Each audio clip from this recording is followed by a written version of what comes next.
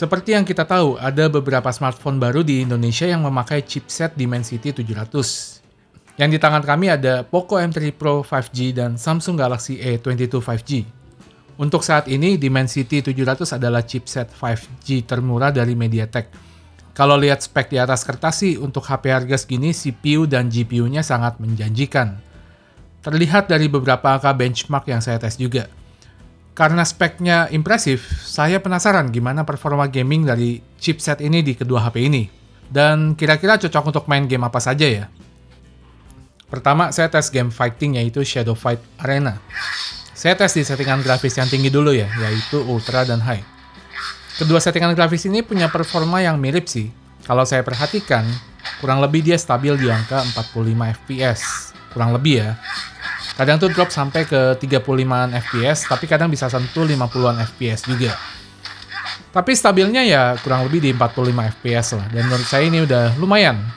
Kalau mau lebih nyaman sih, kita tinggal turunin settingan grafis ke medium. Di settingan ini, kalau saya perhatikan, stabilnya kurang lebih di 53an fps. Sesekali drop ke 48 fps, tapi sering naik ke 58 atau 59 fps juga. Jadi dia tuh udah dapat high frame rate ya, dan enak mainnya di kedua HP ini. Next, saya tes game racing, yaitu Asphalt 9 di settingan grafis default. Pas saya main, grafis yang dirender terlihat lumayan ya, bisa kalian lihat sendiri.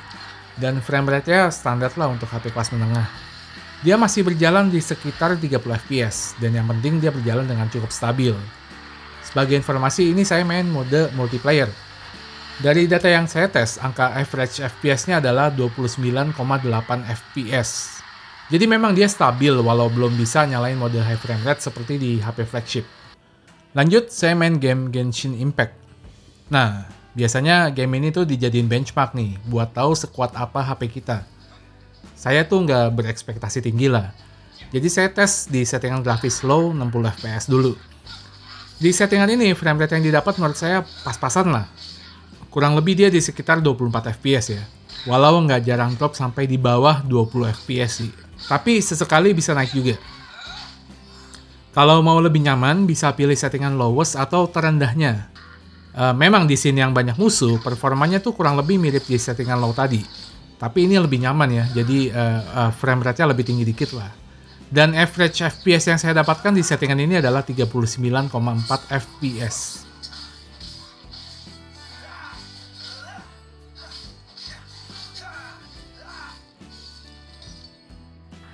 Lalu saya tes game FIFA.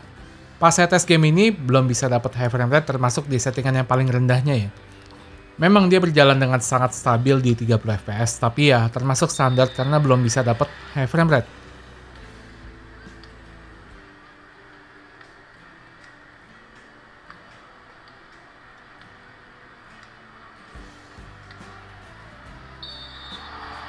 Terus saya tes Free Fire. Game ini sebetulnya nggak terlalu berat ya. Jadi settingan grafis bisa set ke rata kanan. Dan di settingan ini dengan sangat mudah bisa berjalan di 60 fps dan sangat stabil. Setahu saya Free Fire itu di HP 1,5 jutaan juga udah termasuk bagus sih performanya. Jadi kalau di HP harga segini aman banget lah.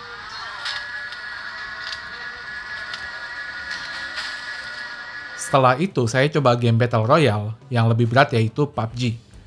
Settingan grafisnya kurang lebih mirip Snapdragon 720G lah. Smooth dan balance bisa set frame rate ke ultra. Kalau HD mentoknya di high. Di settingan grafis Smooth Ultra, PUBG bisa berjalan di 40 fps dengan stabil di kedua HP ini. Tapi sebetulnya saya punya feeling game ini sebetulnya bisa di-push ke settingan Smooth Extreme. Oh ya, kedua HP ini tuh layarnya juga responsif pas saya tes main game shooter ya. Untuk Poco, touch sampling rate-nya kayaknya 180 Hz. Kalau A22 saya kurang tahu, tapi sewaktu saya tes kurang lebih mirip lah. Layarnya responsif dan enak juga untuk HP harga segini lah. Next saya tes main game Call of Duty Mobile. Settingan grafisnya untuk saat ini cuma bisa mentok ke medium, dan frame rate-nya baru bisa mentok ke high.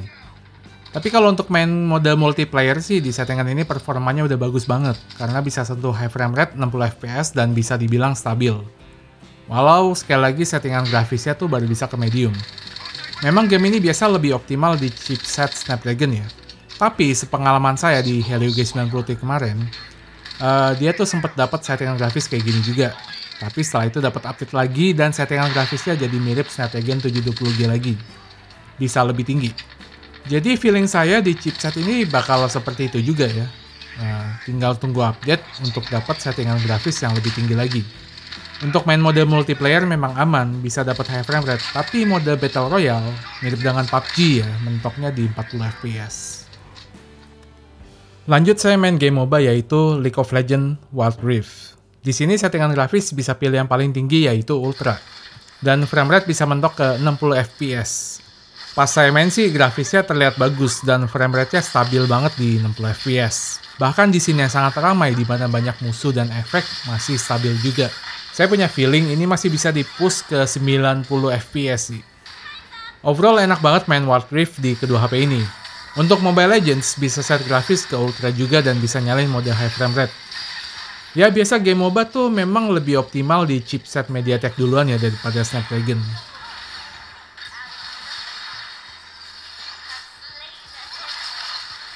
Terakhir saya iseng tes main game Marvel Future Revolution. Pertama saya tes di settingan tertingginya dan ternyata terasa cukup berat ya. Pas musuhnya dikit sih lumayan bisa stabil di 47 fps. Tapi kalau scene-nya rame banget bisa di bawah 40 fps stabilnya. Kalau saya turunin dikit ke settingan high pun nggak beda jauh. Di scene yang ramai stabilnya kurang lebih 36-43 fps. Ini adalah game open world action RPG ya. Genre yang sepertinya bakal ngetren banget karena popularitas Genshin Impact. Jadi nggak heran sih kalau gamenya berat. Kalau di settingan medium, performanya lebih baik, bahkan bisa dapat high frame rate 52 fps dan cukup stabil kalau di scene yang nggak terlalu ramai. Oke, kesimpulannya Dimensity 700 bisa dibilang punya performa gaming yang baik untuk di range HP 3 juta. HP Samsung aja di range harga segini tuh biasa dapat chipset Helio G80, yang performa gamingnya tentu di bawah ini. PUBG aja di settingan Smooth Ultra masih sering turun ke 35 fps ya. Sedangkan Dimensity 700 tuh stabil banget di 40 fps. Kalau kalian mau main MOBA seperti Wild Rift dan Mobile Legends, cocok banget pakai HP ini. Untuk Free Fire juga performanya sangat bagus. Call of Duty Mobile, Shadow Fight Arena, PUBG, dan Marvel Future Revolution tergolong lumayan banget lah performanya untuk kelas ini. Kalau FIFA dan Asphalt 9 ya standar lah ya. Kalau untuk Genshin, menurut saya masih not bad lah di kelasnya. Oke, sekian dulu video kali ini dan sampai jumpa di video berikutnya.